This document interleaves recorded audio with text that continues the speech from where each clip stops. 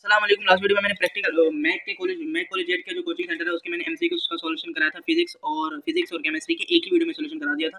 तो इस वीडियो में हमने क्या करना है, इस वीडियो में इसका सेक्शन बी में जो न्यूमेरिकल है ना, केमिस्ट्री और फिजिक्स में, उन सबका सॉल्यूशन करना है। तो बिना वक्त जाए के फिजिक्स के सॉल्यूशन से न्यूमेरिकल से स्टार्ट लेते हैं। तो फिजिक्स का पहला न्यूमेरिकल कौन सा है भाई? नंबर 8वें पर पहला न्यूमेरिकल स्टार्ट हो रहा है आबा से। आबा से moving with velocity of 60 metre per second. तो ये कौन सी वेलोसिटी होगी? हमारी इनिशियल वेलोसिटी होगी। इसी वेलोसिटी से मूव कर रही है। तो जल्दी से डेटा भी साथ के साथ बनाते जाते हैं। अरे भाई तू कहाँ गिर रहा है? तू गिर जाएगा तो वीडियो कौन बनाएगा? हाँ भाई सही है सही है सही है सही हो गया ठीक है। तो वेलोसिटी इनिशियल कौन सी है? 60 metre per second. When brakes are applied it comes to rest. ये लिखा हुआ है, आप यहाँ चाहे तो स्क्रीनशॉट ले सकते हैं, तो यहाँ से आपके पास भी रहेंगे। ठीक है। When brakes are applied after 2 second. Time कितना है? टाइम 2 सेकंड है। आगे final distance travel it before coming to the rest. जब ब्रेक लगेगी तो फाइनल वेलोसिटी क्या हो जाएगी? 0 हो जाएगी और डिस्टेंस हमने फाइंड करना है। देखो ये दो फॉर्मूले हैं जिससे हम डिस्टेंस फाइंड कर सकते हैं। दोनों फॉर्मूलों में एक्सेलरेशन मौजूद है, जबकि हमारे पास डेटा में एक्सेलरेशन मौजूद नहीं है। तो हम करेंगे क्या? हम सबसे पहले एक्सेलरेशन को फाइंड करेंगे। तो फॉर एक्सेलरेशन को फाइंड करने के लिए जो चीजें चाहिए वो हमारे पास है। एक्सेलरेशन का फॉर्मूला होता है v f minus v upon 2 is equal to v f square minus v square. अरे नहीं भाई, वी एफ का स्क्वायर नहीं आएगा, सिर्फ वी एफ आएगा। V f minus v i upon 2। ठीक है, v f minus v i upon t होगा। 2 भी नहीं होगा यार, टी होगा। और टी 2 है तो सीखो वी एफ की जगह वी एफ। अब देखो 60 को 2 से डिवाइड करेंगे तो कितना आंसर आएगा? 30 आंसर आएगा। ये मैंने पूरा सॉल्यूशन गलत लिखा हुआ है यार, गलती हो गई। अब देखो ये 30 आ गई ना, 30 मीटर पर सेकंड इसका एक्सेलरेशन किस तरह से आ गई पता चल गया ना आपको। 30 आ गई, 1800 नहीं आएगी। उसी तरह आपने यहाँ पर भी क्या पुट करना है? 30 पुट करना है। ये मैंने गलत पुट की हुई है। जब 30 पुट करेंगे ये इस फॉर्मूले में, ये फॉर्मूला में यूज किया मैंने, s is equal to v i t plus 1/2 a t square. ठीक है, तो यहाँ पर डिस्टेंस मेरा आ जाएगा। तो ये भी नहीं, डिस्टेंस नहीं आएगा, कुछ और ही आएगा। जाहिर है कम आएगा, 1800 से 30 पर आ गए हैं। ठीक है, वो आप खुद कर लेंगे ना। मैं आपको फिर से बता देता हूँ कि आपने किया क्या है। एक्सेलरेशन का ये फॉर्मूला होता है v f minus v i upon t. तो इस फॉर्मूले से हमने एक्सेलरेशन को फाइंड कर लिया। अब इस फॉर्मूले में ए की जगह एक्सेलरेशन की वैल्यू डाल दी तो डिस्टेंस आ गया। दूसरा न्यूमेरिकल देखते हैं। A container hold 30 metre cube of air. ये वॉल्यूम होगी। इसे वॉल्यूम 1 का नाम मैंने इसलिए दिया है क्योंकि सबसे पहले दिया हुआ 30 मीटर क्यूब आ गया। आगे देखो प्रेशर ऑफ 150,000। ये 1.5 लाख का प्रेशर है, मतलब 15 के बाद 4 जीरो। ये P1 है, 15 के बाद 4 zero. If volume change to 10 metre cube, बोल रहा है वॉल्यूम 10 मीटर क्यूब हो जाए तो प्रेशर फाइंड करो। इस फॉर्मूले को यूज करेंगे हम। P1 V1 equal to P2 V2। P2 को फाइंड करना है ना, तो P2 को अलग कर लिया।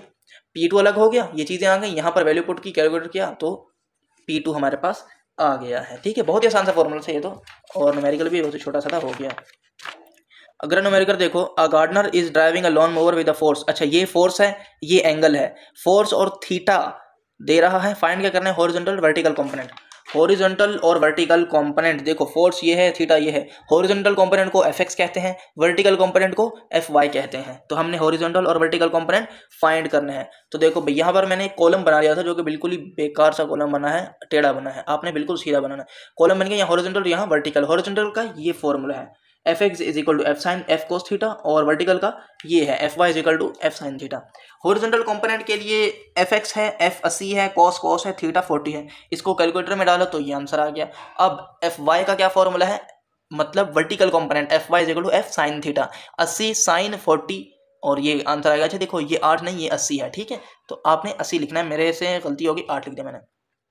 तो 80 साइन 40 आंसर आ जाएगा। ये मैं आपको करके भी दिखा देता हूँ। 80 मल्टीप्लाई बाय साइन 40, ये आ गया। ठीक है, समझ गए? तो ये भी न्यूमेरिकल हो गया। अगला numerical, a student of weight, जो वजन है ना स्टूडेंट का वो 400 न्यूटन है, takes 5 second to climb up. ऊपर चढ़ने में 5 सेकंड लेता है। वाह भाई वाह, 5 सेकंड में ऊपर चढ़ जाता है। Time second. और हाइट, ऊंचाई कितनी है? अच्छा, कोई ऑब्स्टेकल है, obstacle of height 2 metre. Height 2 metre है, बोल रहा है पावर फाइंड करो। ठीक है भाई, पावर हमने फाइंड करनी है। तो पावर का जो फॉर्मूला होता है वो होता है ये P is equal to W, मतलब वर्क अपॉन टाइम। हमारे पास वर्क नहीं है तो हम सबसे पहले वर्क को फाइंड करेंगे। जब वर्क आ जाएगा तो टाइम से डिवाइड कर देंगे तो पावर आ जाएगी। वर्क फाइंड करना है तो देखो, चलो भाई वर्क का क्या फॉर्मूला है? ये जो ये प्राइम लगा हुआ है, ये प्राइम बोल रहा है कि ये वर्क है। ठीक है, हाँ भाई ठीक है। तो वर्क का फॉर्मूला होता है mgh। सही है भाई, बिल्कुल सही है। वर्क का ये फॉर्मूला होता है। जबकि ये जो वेट है, वेट किसके बराबर होता है? वेट बराबर होता है mg के। ठीक है, तो मैं mg की जगह क्या लिख दूंगा? mg की जगह लिख दूंगा w। ठीक है, बिल्कुल ठीक है। तो ये भी W, थोड़ी सी कंफ्यूजन तो नहीं हो रही है? अरे बिल्कुल भी कंफ्यूज मत होइएगा, क्योंकि ये जो W है ना ये वेट है और ये जो W है ये वर्क है। ठीक है, ये वेट कहाँ से आया है? क्योंकि वर्क का फॉर्मूला होता है mgh और mg बराबर होता है W के, जो कि वेट है, W के बराबर होता है। तो मैंने mg की जगह W लिख दिया। ठीक है, WH किसके बराबर हो जाएगा? वर्क के बराबर हो जाएगा। W 400 है, H 2 है, दोनों को मल्टीप्लाई करें 800 आ गया। और ये वर्क कितना हो गया? 800 जूल। वर्क आ गया, बिल्कुल आ गया। अब वर्क का पावर का फॉर्मूला होता है वर्क अपॉन टाइम। वर्क 800 है, टाइम 5 है, दोनों को डिवाइड किया, पावर आ गई। हो गया समझ? आ गई समझ? हो गया न्यूमेरिकल, ऐसा बोलना था ना मुझे। अच्छा, तो ये न्यूमेरिकल भी हो गया।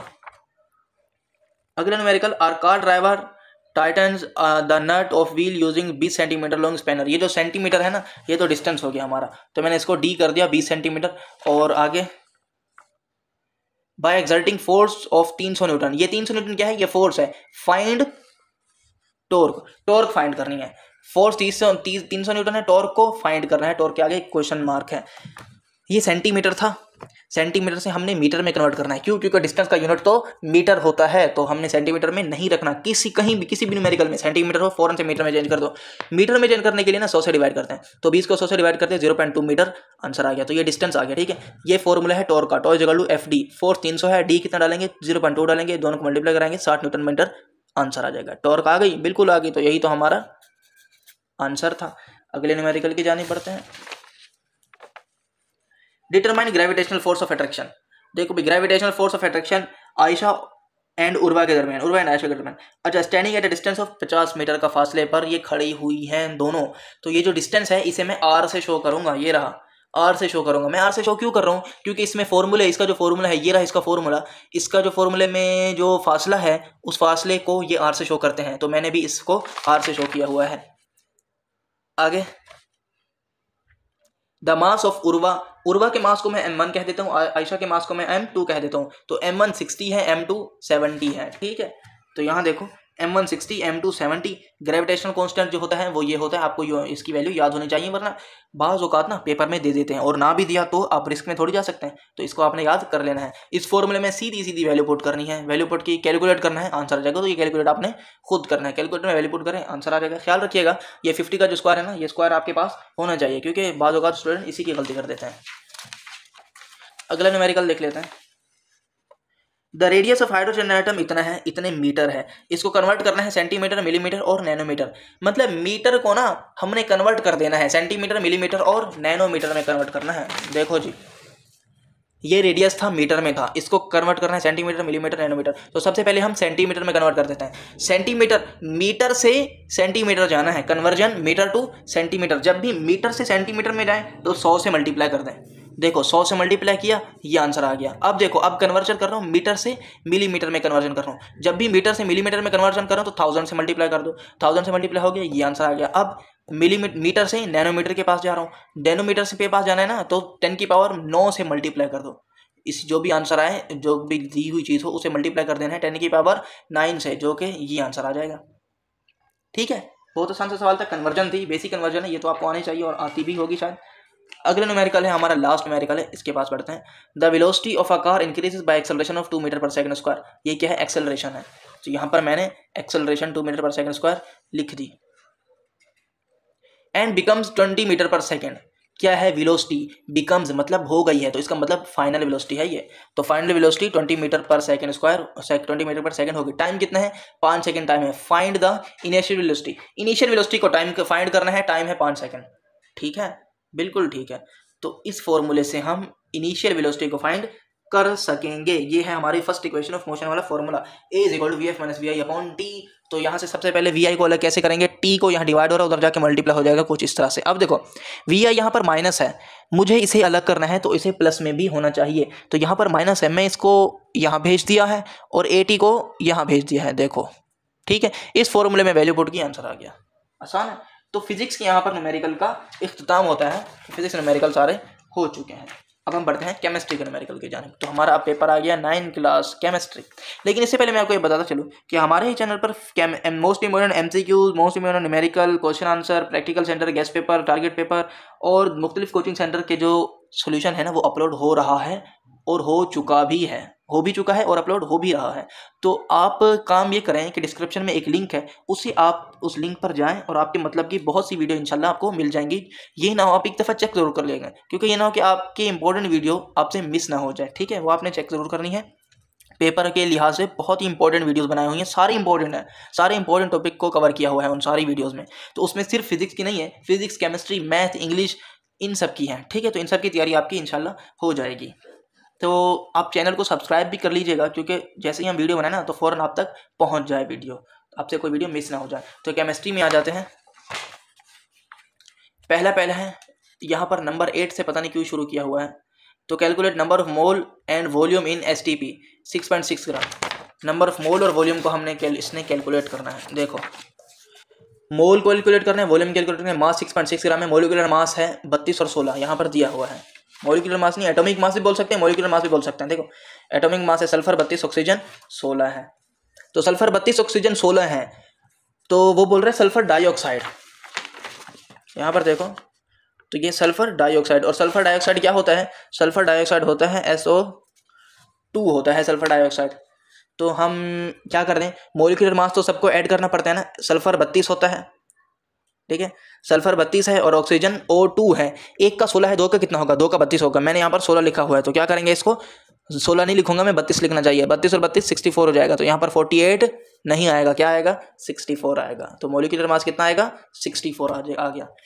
अब देखो, सबसे पहले मोल फाइंड कर लेते हैं। मोल फाइंड करने का ये फॉर्मूला है, mole is equal to mass upon molecular mass. Mass तो 6.6 है, मोलिकुलर मास कितना है? 48 बिल्कुल नहीं है, 64 है। तो यहाँ पर 64 पुट करूंगा। जब इसको इससे डिवाइड करूंगा, 64 से डिवाइड करूंगा, तो ये आंसर नहीं आएगा, कोई और आंसर आएगा। मैं सिर्फ इसको ये बताने का मकसद ये है, मैं आपको एक मेथड बता देता हूँ। मेथड आपको मिल गया, आपने वैल्यू तो अलग हो सकती है, आपने खुद से करना है, तो इंशाल्लाह आपकी प्रैक्टिस बहुत अच्छी हो जाएगी। मोल आ गया है, ठीक है। अब फॉर वॉल्यूम के पास हम जा रहे हैं, वॉल्यूम की बात कर रहे हैं। 1 मोल ऑफ SO2 इतने लीटर वॉल्यूम देता है। अगर 1 मोल हो ना तो इतने लीटर वॉल्यूम देगा। अगर इतना मोल हो, इतने मोल हो, 0.1375 मोल हो, तो कितने वॉल्यूम देगा? 0.137 को 22.4 से मल्टीप्लाई कर दो, कुछ इस तरह से। तो वॉल्यूम क्या आ गया? ये आ गया। देखो, मोल ये आया था ना, इस मोल को 22.4 से मल्टीप्लाई कर दोगे ना तो वॉल्यूम आ जाएगा। तो बेसिकली वॉल्यूम का फॉर्मूला क्या होता है, यहाँ से यहाँ तक करने का आपको ज़रूरत नहीं है। तो वॉल्यूम का सीधा सीधा फॉर्मूला लिख दो, मोल मल्टीप्लाई बाय 22.4, बस। तो वॉल्यूम आपका आ जाएगा। मोल कौन सा आएगा? जो आप आपने यहाँ से इसने यहाँ ये वाला फॉर्मूला आपने यूज़ करके मोल फाइंड किया है, जबकि यहाँ पर ये मोल भी गलत आए हुए हैं। 48 नहीं यूज़ करना, 64 पुट करना है। जो मोल आएगा उसको मल्टीप्लाई कर देना 22.4 से, तो आपका वॉल्यूम भी आ जाएगा। दूसरा सवाल था, क्या सवाल है? दूसरा सवाल है, write down electronic configuration. Electronic configuration लिखनी है MgCa हीलियम ऑक्सीजन। मैं इसकी इलेक्ट्रॉनिक कॉन्फ़िगरेशन कैल्शियम की कर देता हूँ, बाकी की आपने खुद ने करनी है। कैल्शियम कितना है? 40 होता है, कैल्शियम का 40 है। कुछ ये पहाड़ आपने बना लेना है जल्दी से। क्वेश्चन पेपर में नहीं बनाना, क्वेश्चन पेपर के लास्ट में बनाना है, वो भी पेंसिल से। तो मिटाने की ज़रूरत नहीं होती। लास्ट वाला पेज को ना आप यूज़ कर सकते हैं रफ वर्क के लिए। आप लिख दीजिएगा कि ये रफ वर्क है, RW लिख देना, ठीक है। ये बना दें, इसका मतलब ये है कि सबसे इलेक्ट्रॉन यहाँ आएगा, फिर इलेक्ट्रॉन यहाँ आएगा, फिर इलेक्ट्रॉन यहाँ आएगा, उसके बाद यहाँ आएगा, ठीक है। तो इस तरह से अपनी अरेंजमेंट होती है। तो कैल्शियम के एटॉमिक मास 40 होता है। तो सबसे पहले कहाँ लिखूंगा मैं? 1s2 लिखूंगा, तो इसलिए 1s2 लिखते हैं, कोमा डाल के। फिर क्या लिखूंगा? देखो, फिर 2s2, फिर उसके बाद यूँ आएगा 2p6, फिर 3s2, उसके बाद ये आ गया 3p6 4s2, 3d10 4p6 5s2 3d10। लेकिन मैं 10 नहीं डालूंगा, मैं 4d2 पुट करूंगा। 4d2 पुट क्यों करूंगा? क्योंकि मेरे 40 यहीं पर ही कंप्लीट हो रहे हैं। कैसे? देखो, 2 2 4 4 और 6 10 12 18 20 30 36 34 40, 36 के बाद 34 क्यों? 36 38 और 40, ठीक है। तो ये इलेक्ट्रॉनिक कॉन्फ़िगरेशन हो गई। तो यहाँ पर एक और भी मसला है, ऑक्सीजन -2 Mg+2। ये -2 और +2 का क्या मतलब है? वैसे तो ऑक्सीजन का एटॉमिक मास होता है 16। अगर ऑक्सीजन के ऊपर -2 लिखा हुआ है ना, तो इसका मतलब इसके 2 बढ़ा दो, 18 हो जाएंगे, ठीक है। वैसे तो कम करना चाहिए देखा जाए तो, लेकिन यहाँ पर कम नहीं हो रहा है, यहाँ पर बढ़ रहे हैं। माइनस का मतलब है बढ़ा दो और प्लस का मतलब है कम कर दो, ठीक है। अगर माइनस लिखा हो तो 2 बढ़ा दो, प्लस लिखा हो तो 2 कम कर दो एटॉमिक ओरिजिनल एटॉमिक मास में से। अब क्या है? Calculate equivalent mass of aluminium, silver, chromium. इनके एटॉमिक मास दिए हुए हैं, इक्विवेलेंट मास फाइंड करने हैं। तो ये मैंने यहाँ पर डेटा बना दिया, मास ऑफ एल्यूमिनियम, इन सब के मास फाइंड करने हैं, एटॉमिक मास दिए हुए हैं। तो भाई कौन सा फॉर्मूला यूज़ करेंगे? इक्विवेलेंट मास का फॉर्मूला होता है atomic mass divided by valency. ठीक है, एटॉमिक मास को वैलेंसी से डिवाइड कर दिया जाता है। मैं सिर्फ एल्युमिनियम के बता देता हूँ, बाकी क्रोमियम और सिल्वर को आप खुद ने कर लेना है और वैलेंसी याद रख लेनी है। बुक में सारी वैलेंसी मौजूद है। एल्युमिनियम की वैलेंसी 3 होती है, क्रोमियम और सिल्वर की वैलेंसीज भी देख लीजिएगा। इक्विवेलेंट मास का फॉर्मूले में वैल्यू पुट करें। देखो ये फॉर्मूला है, एटॉमिक मास एल्युमिनियम का कितना है? 27 है, यहाँ पर दिया हुआ भी है, और वैलेंसी 3 होती है। 27 को 3 से डिवाइड किया, 9 ग्राम आंसर आ गया। तो इक्विवेलेंट मास कितना आ गया? 9 ग्राम आ गया। तो इसी तरह से आपने बाकियों की भी फाइंड कर लेनी है। इसे मैं खुद ही बता देता हूँ आपको। देखो calculate number of proton, proton find कर रहे हैं। देखो नीचे वाला प्रोटॉन होता है, ऊपर वाला इलेक्ट्रॉन होता है। तो इसके 32 प्रोटॉन है, और इसके ऑक्सीजन के यहाँ पर कुछ भी नहीं लिखा हुआ, माइनस वगैरह 2 को छोड़ दो। यहाँ पर देखो एटॉमिक मास 16 है ना, एटॉमिक मास है 16, तो 16 को 2 से डिवाइड करो, क्या आधे आधे हो जाएगा, 8 प्रोटॉन हो जाएंगे इसके। ठीक है, जिसके ना दिया हुआ ना, तो उससे आपके एटॉमिक मास को 2 से डिवाइड कर दिया करो। आधे प्रोटॉन होते हैं और आधे इलेक्ट्रॉन होते हैं। तो ये भी समझो न्यूमेरिकल हमारा हो गया।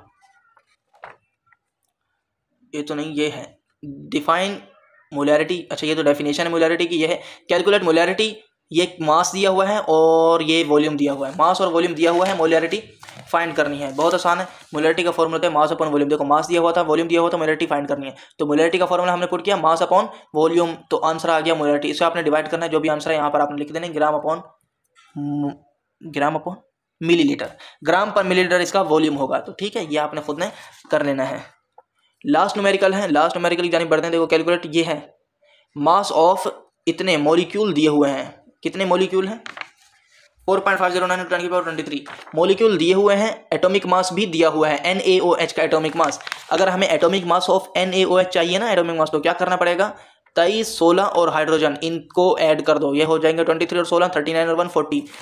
एटॉमिक मास ऑफ NaOH 40 आ गया। तो मास हमने फाइंड करना है। बहुत आसान सा फॉर्मूला है। सबसे पहले मैं ये बता दूं कि मॉलिक्यूल का क्या फॉर्मूला, हमें मोल फाइंड करना है। मोल के बाद मास फाइंड करेंगे तो आसानी हो जाएगी। मोल फाइंड करना है तो ये फॉर्मूला यूज करेंगे। यहाँ से हमने मोल को अलग करना है। Molecule is equal to mole into Avogadro number. अब एवोगाड्रो नंबर को अलग करना है क्योंकि हमें मोल चाहिए। एवोगाड्रो नंबर यहाँ मल्टीप्लाई हो रहा है, वहाँ के डिवाइड हो जाएगा। तो मोल is equal two molecule, molecule है ये भी, मोल नहीं है ये, मॉलिक्यूल अपॉन एवोगाड्रो नंबर। तो मॉलिक्यूल है, ये मॉलिक्यूल है। एवोगाड्रो नंबर क्या होता है? 6.02 × 10⁻23। अच्छा ये आंसर लिखने से पहले एक स्टेप आपको और करना पड़ेगा। कौन सा स्टेप? जो कि मैंने नहीं किया, वो मैं यहाँ करके दिखा देता हूँ। मॉलिक्यूल कितने हैं? ये हैं 4.509 × 10⁻23, और एवोगाड्रो नंबर क्या होता है? 6.02 × 10⁻23। सही है, इसे डिवाइड करेंगे तो आंसर ये आएगा। मोल आ गया, बिल्कुल मोल आ गया। अब मास फाइंड कर लेते हैं ये फॉर्मूला यूज करके। Mass is equal to mole into atomic mass. Mole अभी अभी आया, एटॉमिक मास पहले फाइंड कर लिया था, 40 था। ठीक है, जो कि गिवन भी था। मास आ गया। लास्ट न्यूमेरिकल देख लेते हैं, मैंने तो समझा वही लास्ट है। Calculate mass. मास को कैलकुलेट करना है। ठीक है, मास फाइंड करना है। मोलर मास दिया हुआ है, इसका मतलब मोलैरिटी। मास ऑफ 0.5 मोलर दिया हुआ है, m मोलैरिटी है ये, मैं m दिया हुआ है, और वॉल्यूम भी दिया हुआ है 650 वॉल्यूम है। m 0.5 है, वॉल्यूम 650 है। देखो m 0.5 वॉल्यूम 650 है। ये फॉर्मूला होता है, यहाँ से हमने मास को अलग करना है। वॉल्यूम यहाँ डिवाइड हो रहा है, वॉल्यूम उधर फेंक देंगे, मल्टीप्लाई हो जाएगा, मास अलग हो गया। Mass is equal to m into volume. m 0.5 है, वॉल्यूम 650 है, इन दोनों को मल्टीप्लाई करा है तो मास आ गया। तो यहाँ पर हमारे फिजिक्स और केमिस्ट्री के न्यूमेरिकल जो जितने भी थे मैक के कोचिंग सेंटर के, वो यहाँ पर कंप्लीट होते हैं। तो आज की वीडियो यहीं तक थी। अब हम अगली वीडियो में मिलेंगे, तब तक के लिए अपना ख्याल रखिएगा। अल्लाह हाफिज़।